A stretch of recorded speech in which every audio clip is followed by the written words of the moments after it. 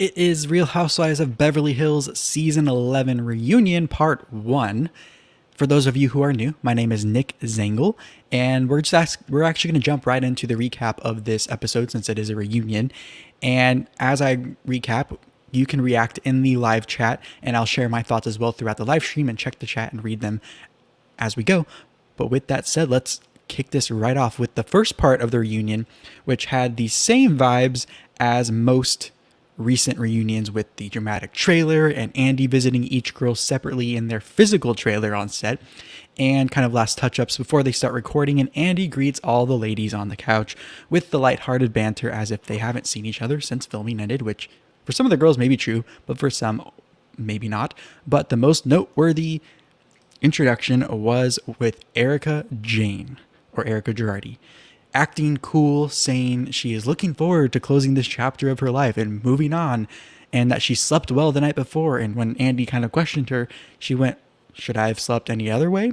Almost as if she's making light of the whole situation and giving off this impression that she shouldn't have anything to worry about, which maybe she doesn't, maybe she does, but we'll see. So Andy then jumped right in asking Erika some questions, where Erika said she does have empathy for the alleged victims of Tom's alleged wrongdoings, after Andy asked her what are some of the biggest misconceptions going on right now, and that she wants those victims to be made whole, meaning paid back, and also says this season was hard for her to watch back.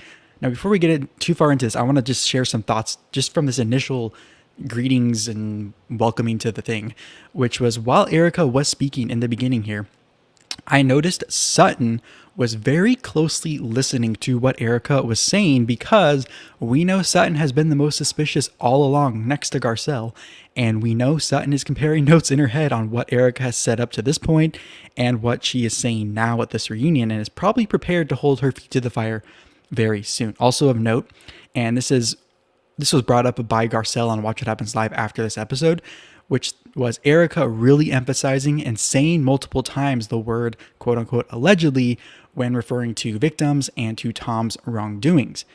Now, as I was watching this, I was thinking to myself, no, Erika, the victims are victims, period. There's no allegedly with that anymore, because if things were still in the allegedly stage, Tom would not be going through a bankruptcy, and there wouldn't be auctions to sell off his stuff to pay for these things he needs to pay back. And the house would not be on the market in Pasadena if there were still just allegations.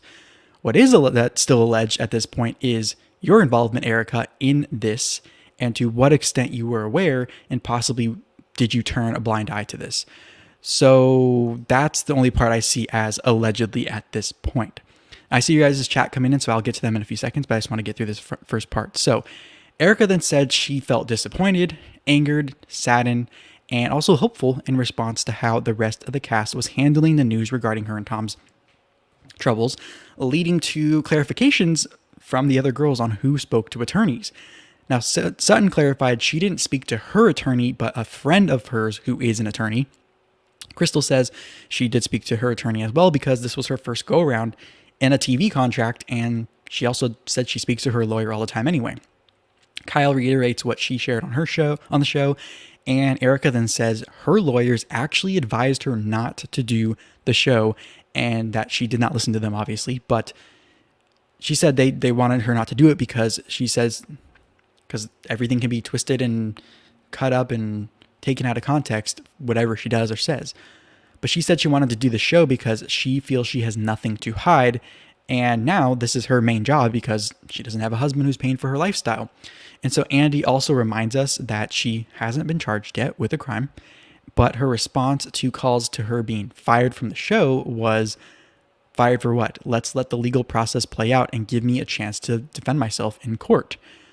Now, my reaction to this part, and then I'll get to your live chats, was I do think it is fair to let the legal process play out, of course, but I do also think Erika showing up to filming was kind of dumb on her part from a guilty or innocent perspective, especially in the court of public opinion, which she will need to bounce back from. If she ends up not going to jail or getting in trouble legally, the court of public opinion is going to be after her, and she needs fans and support to pick herself up and regain some of that lifestyle that she had before this. And she's not really doing herself any favors at this point. And the Instagram captions that we've talked about the past few weeks I can't imagine her lawyers are too happy with that. But I will say it does take guts to face this amount of trouble head on, like she's doing, whether or not we like how she's handling it or not. Now, whether she is trying to play like Jedi mind tricks with us by saying, well, if I were guilty, I wouldn't be on the show, I would have quit. Or she's just delusional to what really happened over the past year, over the years that she was in the marriage, or is so not aware of what's going on that she's not taking what people are saying, their perception of her Instagram posts and whatnot, and her reaction is seriously.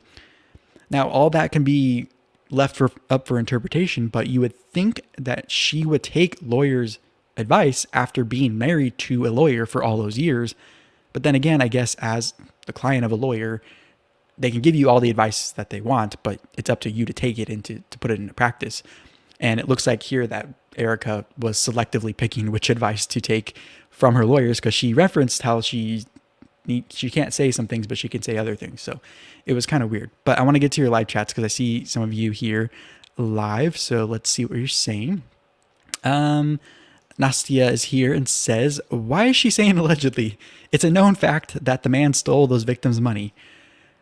Could it be that she still has hope for Tom pulling this off? Why else is she still defending him? I can't believe she's still partially in denial.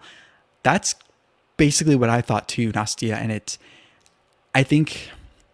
I do think we've seen, I think she's holding on to whatever she can with him.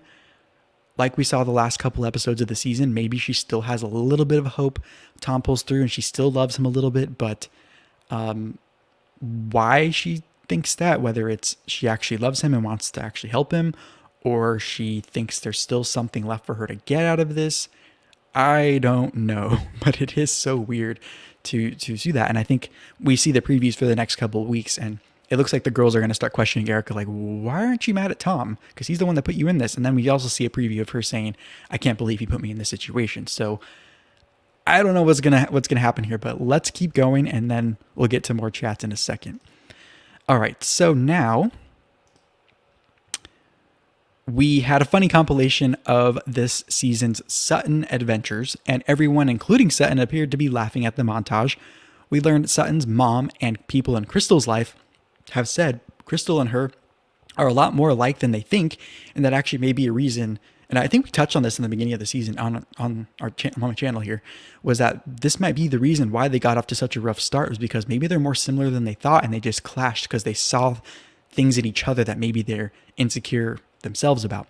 But then Sutton also called out Lisa Rinna for throwing a little shade at Sutton's store when she was on Watch What Happens Live, even though we can recall that Lisa Rinna had a store at one point that ended up closing down in the last recession before her QVC deal. So I don't know if Lisa should be throwing that out there, but Sutton updates us saying that her store is doing well now, even through the pandemic.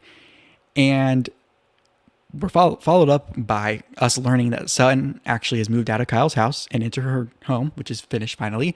And they laugh about some things about Sutton leaving behind a burnt fireplace and whatnot. But what I noticed about this part, besides Lisa Rinna being called out by Sutton and Lisa Rinna apologizing again for her mouth, was the cut to Erika's face as she was listening to Kyle and Sutton talking about the housing situation, where Erika was kind of daydreaming, kind of staring at the ground, similar to her ignoring them, Sutton and Kyle, during Garcelle's Haitian dinner, where they were talking about their little tiff in the store a few days prior, and Erika in her confessional basically said, I don't care about this is boring me, and she was on her phone. Whether it was edited to look worse than it was, who knows, but I think those edits are actually pretty golden and make it a little bit more interesting. And at the end of this scene, actually, after Sutton jokes she is taking Kyle to court for the house repairs, Erika interjects and makes it about herself, saying, good, at least someone else will be in court too. And this is a theme for this whole episode, and maybe the whole reunion, of Erika kind of interjecting and trying to make it about herself, which is weird because I would think Erika, trying to look innocent and not self-incriminate, would be sitting back and being quiet and not really speaking until it's a question or a comment directly directed at her. And so it just seems kind of weird that she's saying, I think it's an attention thing at this point. I think she went on the show because she likes the attention. She's doing the Instagram post because she likes attention. She's staying on the show despite how bad she looks because she likes the attention and wants to play up this image and maybe play into the Erika Jayne baddie rich character that she thinks she might be relying on to recover after this legal stuff passes by. I don't know, but it's very fascinating to watch. So now we have, well, we learn Erika wants to date a guy with a big penis. Shocker. Sutton's boyfriend, we learn, Michael, who we saw this season and last, actually broke up with her on a Valentine's weekend trip. Sutton says she is dating, and Erika again makes it about herself and says, bitch, who you dating? And again, interjecting, turning it to herself, even though she already had a chance to speak. Garcelle then says her kids have come around to supporting her dating as long as she is happy with that person, leading to us addressing Garcelle feeling like an outsider in the group. And the new thing that came out of this was Dorit changing the term she uses to describe Garcelle as passively provocative.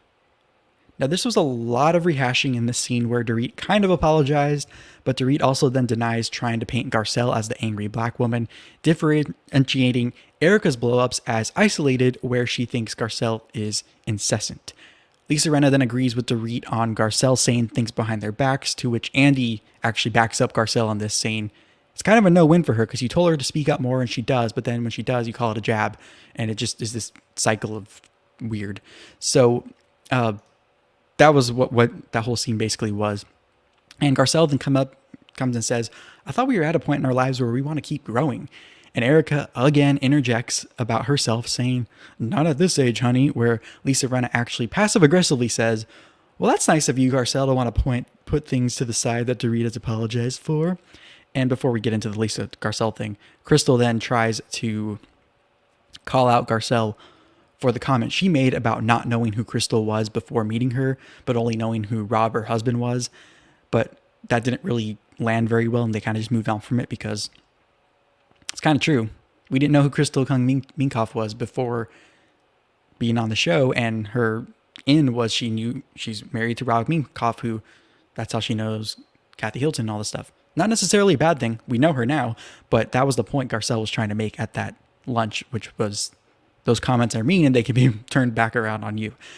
So this whole thing, before we get into the Lisa versus Garcelle, I do think Dorit is projecting her insecurities on Garcelle when she says Garcelle makes comments to make herself appear more interesting or more relevant, because out of the entire cast, I would say Garcelle is the most busy as far as being on a talk show, being in a big movie that is a reprisal of a role she had a long time ago, being on this show, having all these things going on for herself, and probably doesn't need this show in terms of relevancy. Maybe she needs it because she's a single mom and she wants to make sure her kids are good. But at the very least, I think Dorit needs this a lot more than Garcelle to stay relevant. But I don't know. Okay, so let's check the chat before we go into the Garcelle versus Lisa thing. All right. Let's see. Nastia says, sorry, but Crystal and Sutton are not alike. Crystal was an Erika minion this season, which is the furthest thing from Sutton. Sutton has her own mind.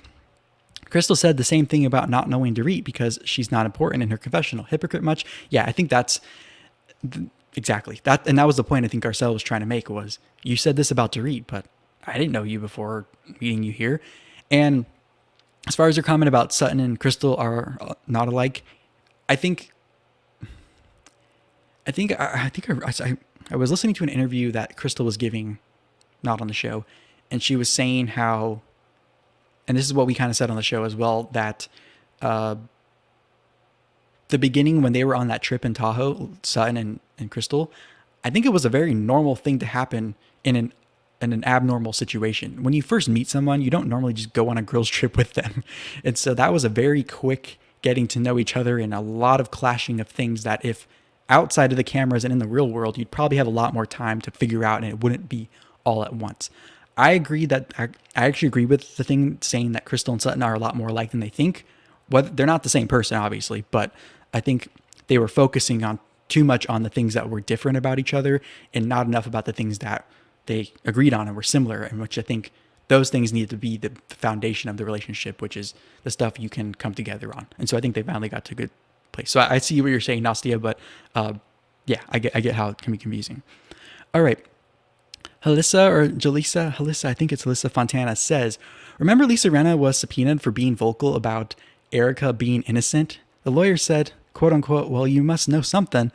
So that's why Erika is careful about saying allegedly. Garcelle was upset that Kyle brought the charity stuff up last reunion. She said, why didn't you bring me aside and tell me? But then she does this to Rinna this reunion. Yeah, great point. I'm going to get to that in a few seconds. At least I'll address that in a few seconds, but I completely agree. And, yeah, about Lisa Rinna being subpoenaed. Yeah, it's very interesting. And I saw an article out that maybe Lisa Rinna is now being sued for some reason. So, maybe that could explain why Lisa Rinna is defending Erika, because maybe she knows she needs someone in her corner very soon, maybe as soon as next season. So we'll see. There's a lot coming out, so it'll be interesting. And just for reference, future seasons of recaps and reacts, I'm going to be including more of not just the episode, but more stuff coming out, either Watch What Happens Live or after shows or what's going on in the news, and kind of comparing and contrasting. So I want to get more into that in the future, and this reunion is kind of the start of that. But let's see, Nastia also says, I think Dorit is classist. Kathy Hilton made the same passive-aggressive jabs at Dorit for being long-winded. Also, she told Dorit to shut it at her dinner, but she wouldn't dare speak like that to Kathy. Dorit goes where the money and connections go, in my opinion. I'm not gonna disagree with that. So there you go, because it makes sense. Why? Yeah. Okay. And that goes back to my point about relevancy. So anyways, let's keep going, and I will get back to the live chat in a few seconds. And let's keep going. All right. We are now to Garcelle and Lisa, where Erika butts in again at the beginning of this with kind of a good point, actually, this time, which is Lisa said she feels she has done everything she can with Garcelle to repair their friendship, but Garcelle says she's not seeing it the same. And Erika asks, then should Lisa just stop trying to be friends with you? Because at some point she will if she thinks it's not getting anywhere. Garcelle then drops a bomb on Lisa Rinna about her hearing Lisa Rinna had said to someone she doesn't think race should be brought up on the show. Now, they end this back and forth. And of course, Lisa Rinna denies it and says what we just talked about in the chat, which is, why didn't you bring it up to me, Garcelle? Why didn't you let me know? And like Lisa said in the chat last season, Garcelle was mad at Kyle, and it brought up this season as well, for not coming to her about the charity event and not giving her donation or not being followed up with about her donation. So I do think it's there's a lot going on here, a lot of conflicting standards, if you will. But they end this back and forth with, again, Erika interjecting about showing up, and Lisa walks over to Garcelle, starts touching her and embracing her, basically begging her for another chance, as Dorit is told to shut up and questioning the sincerity of Garcelle to not ruin the moment, as Kyle is also laughing at Lisa Rinna because Lisa's being a little overdramatic in this, almost selling it too much to the point where it is coming off as a little insincere. But what else do we expect from Lisa Rinna? My thoughts on this are, this adds to what has been shared over this season of a possible reason people are kind of standoffish with Garcelle, and why Garcelle may feel like an outsider, justifiably, because it seems to always come back to accusing someone of being either racist or racially insensitive, and so that gets people a little skittish because no one wants to be accused of that. And also, throwing that word around too much can also backfire on you, because then it doesn't mean that much. And we've talked about that. We beat that dead horse multiple episodes this season. So if you want to go back to those episodes where those conversations came up to see my thoughts and how we reacted in the chat, make sure to go do that. But after we're done here. But I don't know if I believe that Lisa didn't say that, to be honest. But I don't believe Lisa would say it in a way that she doesn't want to have those conversations at all. Just that this show, she probably framed it as, this show is supposed to be an escape from life and people in real life are having these conversations, and I don't want to be preachy on the show. That's the vibe I get, would be kind of the context of why Lisa would even say something to that extent. And so I have a feeling it was a game of telephone, and it probably got back to Garcelle in a way that maybe was to get back at Lisa Rinna a little bit, but I don't know if I fully believe that Lisa wouldn't say something like that, to kind of get back at Garcelle. So I don't know, but I also disagree that some topics should be off limits on a reality TV show. Even the topics I disagree with or the ones that make me uncomfortable, it's reality TV for a reason. It's supposed to reflect real life. And so I also think if they hadn't brought that up, or if they had told Garcelle not to talk about this or whatnot, then it wouldn't be as real. And so the problem for me is when the topic comes up and some people are allowed to speak on the subject and others are not, which on Watch What Happens Live after this episode, Garcelle and the guest with Andy, Amber Tamlin, she's an actress, they were talking about it, and Amber was saying she was uncomfortable seeing these quote-unquote white women telling, or I guess not quote-unquote, white women telling a black woman what was racist and what was not. And to that I'd say, if you're saying a white person can't engage in a conversation because they are white, then you might be the racist. I'll leave it at that. Let's get to your chats. All right. I guess I'll go back to what Halisa Fontana said, which was the how Garcelle was upset that Kyle brought up the charity stuff last reunion, and now she is kind of doing something similar to Lisa Rinna. So we'll see that. All right, let's see. Nastia is here saying, Rinna was scared of being canceled, period. I believe that Rinna did say it, but I think Kyle and Dorit feel the same way. The only one who spoke her piece was Sutton in the beginning. Yeah, and I feel like I would want to know, I would want to see more of maybe that conversation about race between Sutton and Garcelle, who are close friends.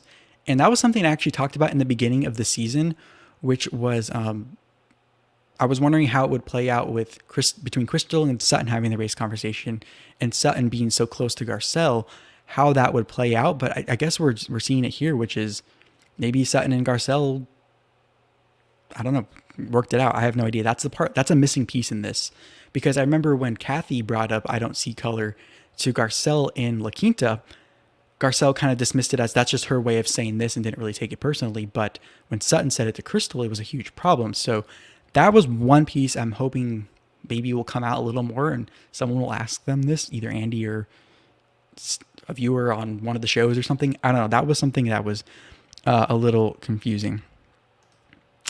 And yeah, I think Rinna was scared of being canceled, but if she didn't say it, why would she get defensive? And I think that's what Garcelle was kind of saying too. So I don't think it was untrue, but if Lisa did say it, she should say the context it was in. And even if it is a little bit skewed, maybe a little less PC, then just own up to it. Just own it, right? Like Lisa Rinna says. All right, Lisa says, they never told Garcelle what was and what isn't racist. Amber made that up. Yeah, and this is the problem I have with that whole conversation of you can't participate in the conversation because you're white or whatever, insert any color into it, is if you are going to bring up this topic, everyone should get a chance to talk about it. I thought that was what the goal was. And Amber saying that just was not cool. And I think in the reunion, what they were talking about was we can all have a voice and say whatever we think. So maybe Amber meant the conversation in La Quinta and she was kind of referencing them together and we interpreted it as a reunion. I don't know. Nasty says, in my opinion, Kyle told Garcelle, look at her face. Oh no, I didn't even pick up on that. That would be interesting. Maybe this is a storyline going into next season. Interesting. Lisa says, Garcelle has insinuated that every cast member except for Crystal on the show is racist, even a little bit with Sutton. Yeah, I mean, and okay, let's say some of them are a little more insensitive or kind of ignorant to it. Is that racist, or are you just helping them kind of understand more? But the problem is when that's always the last resort for Garcelle, which a lot of times it is, then it looks like you are just trying to win the argument and you pull the card out, if you will, the race card, to win. That's what it looks like. I don't know if Garcelle means it that way, and I like Garcelle overall, but this is the one part of her and what she does that I kind of always seem to cringe at a little bit. So let's keep going, and we'll get to your chats some more as we dive more into this. So the last part has Kathy Hilton joining the cast, making a joke about seeing the set modeled after her home. We also get a montage of her appearances on the show over the years. Kyle then admits the broken nose on the set of Halloween Kills, the new movie, was a good reason for her to get a nose job and kind of fix the shape of it the way she wanted. We also see Kathy scared Kyle with the Michael Myers costume heading to set that day, which was planted because, let's be honest, Kyle is on Bravo. Bravo is NBC Universal. NBC Universal produced the new Halloween movies, and those movies are coming out. The movie's coming out tomorrow. So it was a convenient timing for them to plant this. Wasn't necessarily organic, but it does fit with Kathy, who's kind of a prankster. And so, which you've seen this season, so it does kind of fit in a little bit more. But she said she's happy to reprise her role from the first Halloween movie, which happens to come out tomorrow, like I said, and on Peacock, the streaming platform. And we end the first part of the reunion with Andy asking about Erika's book from a few years ago. This is where he's kind of getting into the red flags we've seen and trying to explain. So we're going to get that next week, it looks like. And how the fact that Tom and her family hadn't read the book at the time of that reunion was weird. And how Tom not showing up to see Erika on Broadway was weird. And then Erika is asked a question, and we don't get her answer. We kind of get a cliffhanger of, were you faithful to Tom, even though we know he wasn't faithful to you? Erika also says she asked him to divorce her because she said he was in love with another woman, to which he apparently did not have an answer to that. So before I get back into the live chat, make sure before you head out, we're gonna go back and forth, so stay for a little bit. But before you head out, make sure to do whatever you need to do to show some love for this episode if you liked it. And make sure you do whatever you got to do, wherever platform you're tuning in from, to make sure you don't miss another one. And as always, click around the channel for more. So let's get to the live chat. Let me know what you guys are thinking of this cliffhanger last part of the reunion as I am taking a sip of water.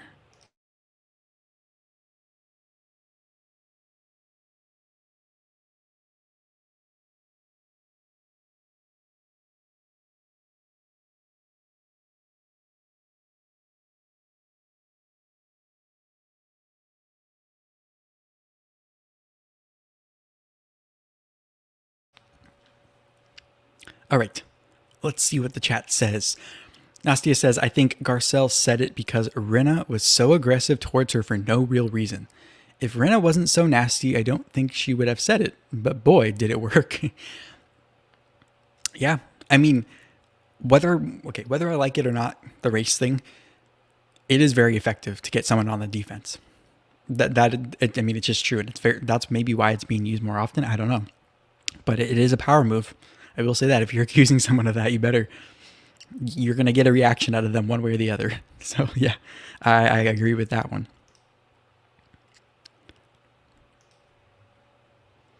Also, if you have any thoughts on the new thumbnail style for the channel and for the recaps and reacts, let me know.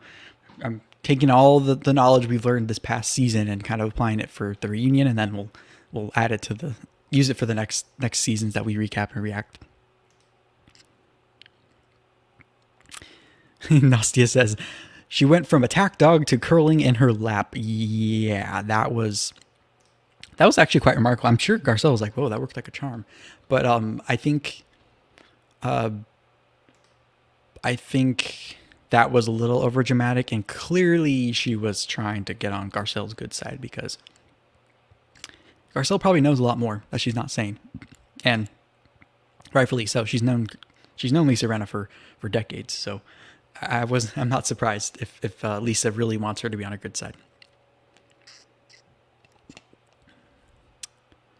Lisa says, it's like calling someone a murderer and then asking, why are you denying it? Yeah, I mean, you probably shouldn't throw out those serious things. And the girls kind of said that. That's a big deal, Garcelle. Like, that's not something you should just keep. You should address it if it's that serious, right? And so I don't know if it's an equal comparison, Lisa, but I think you're on the right. I think I agree with you on kind of the mindset there. It's kind of like, you don't throw out something like that serious, that could be that detrimental to someone's livelihood without solid proof. And on Watch It Happens Live, Garcelle was asked about that too, and she said she would not tell who told her that. So maybe that goes back to what I think you said, Nastia, which is you think maybe Kyle or someone on the cast told her that.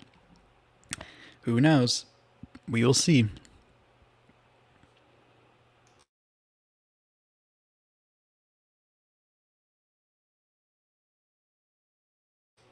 I want to give one more programming note, which is part 2 of the reunion I'm going to be doing on next Sunday. So it won't be on the Thursday, it'll be on a Sunday, but I'll make sure to schedule it as early as possible. And now I have a community tab on the channel because YouTube changed their rules with that. So check there to set the reminder so then you don't have to worry about it. I'm going to try to get that reminder set for right after the second part airs. I have a few things going on next weekend, so I'm not going to be able to do it until Sunday. And then the week after will be the same, but the fourth part will be on a Thursday as well. So just for your knowledge, and I'm sticking to that. So just wanted to say that. Let's see. Nastia says, I feel most of them hold on to things for the reunion. I heard that the reunion is a make or break for them. They need the drama for the reunion. And on that note, if that is true, then I think based on this first part that Kyle and Crystal should actually be the ones, if we're going to base it on amount of drama so far, should be the ones to not come back. And I think I've heard that too, Nastia, with the reunion kind of being an interview basically for the next season, and kind of do you have any storyline that's interesting enough to continue into a new season, or are you kind of wrapped up? When Crystal tried to go at Garcelle about that comment about not knowing who she was, it kind of landed a little flat. So we'll see in the next few weeks if she steps up. I think the test for this season and who's coming back next season will be how do they confront Erika. Sutton and Garcelle, I think, have a lock on next season. And I think Lisa Rinna too, because of her conflict with Garcelle.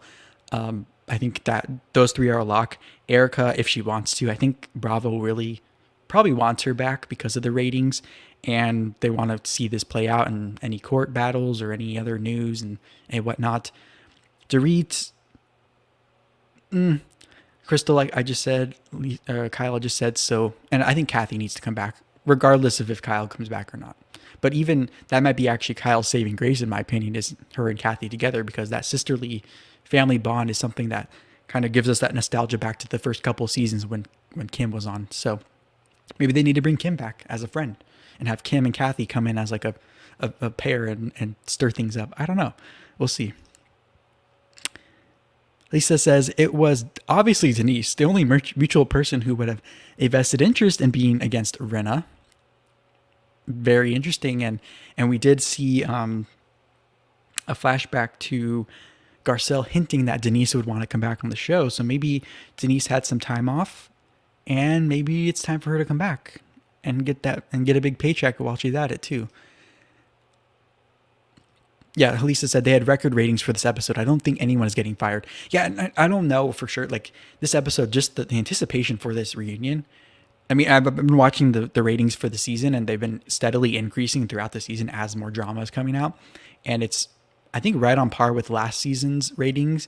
And considering across the board we're getting a drop in ratings, them actually maintaining compared to all the other Housewives losing viewers, and I think they're the top rated right now, is a sign that I think this group is good. And I said this at the beginning of the season. I think because of Erika's storyline and this group and Kathy all going through it, all coming out while they were filming together, I think it would be very hard for them to get rid of one of them. Maybe they'll make one of them, maybe like Crystal, a friend of the show, but she's still a part of the cast, so her and Kathy would be friends. I don't know. We'll see. But I think it's going to be hard to get rid of them because so many of the storylines are going to continue to next season, and they want to make sure they wrap up the storylines for us viewers, the ones who don't really follow outside of the airing of the show. So we'll see. Nastia says, Kyle's faces were a total meme this reunion, but her and Sutton were smart enough to stay out of this fight. I was surprised by Erika jumping in so much. Like, girl, save the energy for the lawsuits. Exactly what I said. I was like, Erika, I think she might be paranoid, to be honest. And obviously a little self-centered, because most of the time she jumps in, I'm like, those were not directed at you. Like, why? Sit back and just chill. Because, like, you can tell she's very, I don't want to say flustered, but she feels back in the corner for sure. And she's probably just in this fighting mode all the time. So I don't know. I thought that's an interesting, yeah. Kyle's faces were interesting. I thought she was funny when she was laughing at Lisa Rinna's whole charade with Garcelle, and I maybe like you said, Nasty, maybe that's why Kyle was laughing because she knew what was going on and maybe poked Rinna a little bit. And I did like, as we're seeing here, the setup of them, who was on which side, which was interesting because Kyle is seated next to Andy because I think so. She was kind of playing both sides, so I think that's a perfect spot for her. She was kind of on Erika's side, but also kind of on Sutton and Garcelle's side. Crystal is furthest from Sutton because they had the most conflict with each other up until Erika thing. And then Dorit and Lisa were basically, or Lisa was shilling for Erika for sure. And then Dorit was kind of wobbly, if you will. Let's see. Nastia says, also, don't rent from Kyle. She will tell all your business. Yeah, that was interesting. I think Sutton looked like she got caught off guard when Kyle was kind of exposing her for some of the damage she did to her house. So I thought that was interesting. Yeah. Elisa says, I hate saying this, but Erika seemed a bit under the influence. Was it Lexapro? Is that the medication she keeps calling out on the show? I don't know I'm not on that medication, so I don't know what the side effects are, but I'm sure there's some. I did see some people talking about how Erika looked like she aged a lot since the end of filming. And I saw some comments saying, well, it's because she doesn't have all that money anymore to maintain her look or whatnot. But I also saw some people commenting saying they think she might be doing this on purpose to make it look like she's remorseful or that kind of she's affected by this or whatnot, and that she maybe did it on purpose. So I don't know. But I also think a logical conclusion is she's probably very stressed. And I know when I'm very stressed, I kind of have extremes. Either I'm like losing weight and getting skinny because I don't feel like working out and I'm not really hungry, or I'm like emotionally eating and maybe drinking a little more and not keeping up as much. And I'm thinking maybe that's more of the case and why she may be a little puffier and maybe, like I said, isn't getting the treatment she normally would. So her skin looks a little different, and I don't know. And I think coming off a pandemic, almost 2 years now, I think we all aged like 10 years in the past 2 years. So I wouldn't put that past her. I think we all kind of, you can tell that everyone kind of looks a little different from a few years ago. And we're all kind of coming out of that and getting back to normal, hopefully. But those could all be reasons. So let's see. Lisa says, crying makes your face puffy. Yeah. And that could be it. It could just be her natural her behind closed doors reactions to things are showing up on her face, if you will. But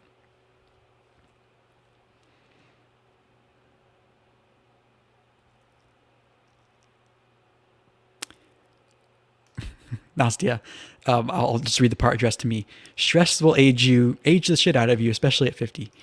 Yeah, and I know people in my life who this past year has really, who are in their 50-ish, upper 50s, this past year, especially if you have a business that got affected by the pandemic more heavily, it was very stressful, especially those beginning times where they were still unsure and people didn't know when we were opening, if we were going to close again and whatnot. And I've seen that in my own life. And so I don't think it should matter with Erika what she looks like and how this has affected her physically, because that doesn't really have to do with what happened in the past or what she knew before. So it's just an interesting thing. It's that dissection of all the little details that make this season so fascinating.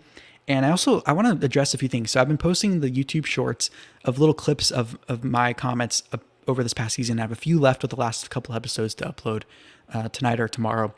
And one comment I got on that was wondering why people are even fascinated with Housewives and these shows when these people don't care about us as viewers and whatnot. And they just get a platform, they get paid no matter what, and they couldn't care less.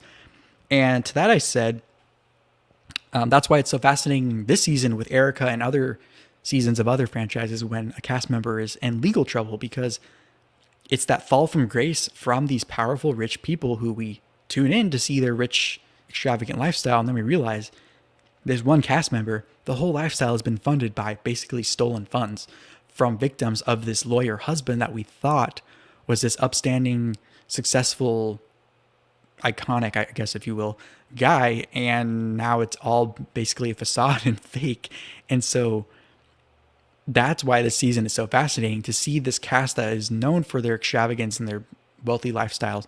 And I think this also reminds me of back in season 2, maybe it was season 2, when Russell, who was the husband of Taylor Armstrong, committed suicide. I don't think it was during filming. I think it was right before they started, or maybe after they had filmed the season. Yeah, I think it was after. And that was a really big wake-up call, because the first season was all about wealth and extravagance. We saw a few cracks in their marriage, but to have something like that happen, it was one of those things that transcended wealth and class and all the things that we tuned in for the first season and for what Beverly Hills, quote unquote, is supposed to be.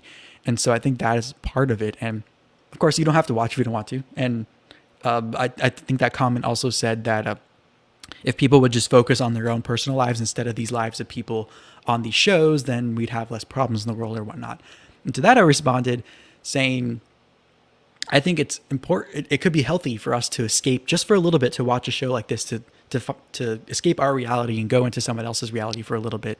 It can be healthy to get that little bit of a break, but the problem comes in when you're only focused on other people and you're completely ignoring your responsibilities and your goals in your own life. And so that's why on these, I like reacting and talking to you, because we get to kind of take a little bit of a lesson away here, even if the lesson is make sure if your lawyer is being shady, do something about it in this case, or whatever it is. So that's my rant for now. Let's see. And also I want to say too, that comment that I got on that short about people focusing on their own lives and we have less problems in the world. Let's put it into context. Even though this show is very popular in terms of reality TV and 1 million plus viewers, when you think of the market that they have that can watch the show, it's less than 1% of the actual people who have access to the show that are actually watching. And so I don't think it's fair to say everyone watching the show are the source of all the problems in the world. So even though I think some of the cast members on the show may be contributing to some problems in the world, but anyways, let's see. Elisa says she's still beautiful regardless. Yes, and honestly, I know this sounds cheesy, but I think everyone is beautiful in their own way, and I don't. It's in the eye of the beholder, or whatever. I guess I don't know. Elisa says subscribe. Thank you, Elisa. I hope to see you in the next few weeks and in the future and other content we do on the channel. So thank you. Nastia says you are right, Nick. Haven't seen that in a while. No, I'm just kidding. People celebrate when you rise and party when you fall. What's the German word for happiness at others' misfortune? I don't know, but you're right. Lisa says, what's any different from consuming reality TV to another form of entertainment? Are you sure that actors, actresses, sports stars, etc. care about people more than the reality stars? Exactly. Yeah. We can go circles and circles. I mean, I support you not wanting to watch this and you criticizing it, but there's reasons people watch what they do or don't watch what they don't. You know what I mean? And so that's what I had an episode earlier this week, a news live chat, where I was talking about Saturday Night Live and the ratings and all that kind of stuff, and how, although I don't watch that show anymore and their ratings have dipped, they're still getting advertisers and they're still making a lot of money and their viewership is changing. But just because I don't watch it, I'm not saying that anyone who watches it is stupid or should be taken off the air or whatnot. So, yeah. Lisa says, shade and fraud. Yeah, I think that sounds about right. I've heard that before now that you say that. Nasti says, I really grown to dislike Erika, but that amount of hate she gets and Tom is the one that defrauded the victims. It's misplaced a bit. Yeah, and I've seen that a lot, and I think I'm glad they addressed that at the very beginning of the reunion of kind of what are the misconceptions. And I think we saw in the trailer as well, she's going to defend herself saying, I can't control what Tom did. And we'll see how that comes up when she addresses, I think, Kyle and Dorit and their husbands kind of making fun of her in that scene, which I thought that scene was pretty funny. But of course, Erika probably didn't like it. But yeah. But the problem is, when you get into a marriage, you're a partnership. And if she said she signed all the things and got money from him, it's kind of hard to not get lumped into that. And so now she is on the defense, and I guess that's what you sign up for when you get married, is you have to take each other for better or for worse, and you kind of are attached to each other. So that's another lesson we can take from this, is be careful who you marry, and don't blindly do things when you're married either. I don't know.